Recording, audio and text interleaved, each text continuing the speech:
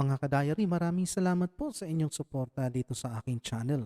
Ang diary ko po ngayon ay tungkol sa pagdating na aklat na ito, The Fight for Liberty by Jim Richardson.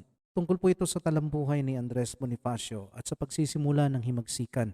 Pangatlong aklat na po ito na dumating simula nung nagkasakit ako nitong December 2023. Medyo challenging itong mga nakaraang 2 buwan dahil sa pagkakaroon ko ng coronary artery disease.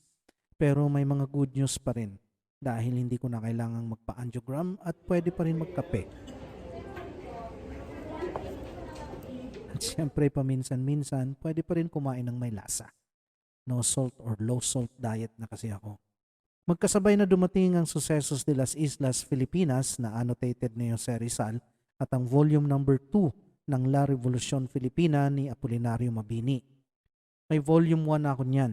Dagdag ito sa mga aklat na magagamit ko sa pagtuturo at sa pansariling pagbabasa ukol sa ating kasaysayan.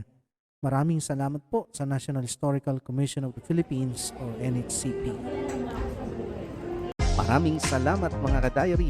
Please like and share our videos at paki-subscribe na rin po dito sa aking channel. I-press nyo po ang notification bell para updated kayo sa mga videos na akin pong i-upload.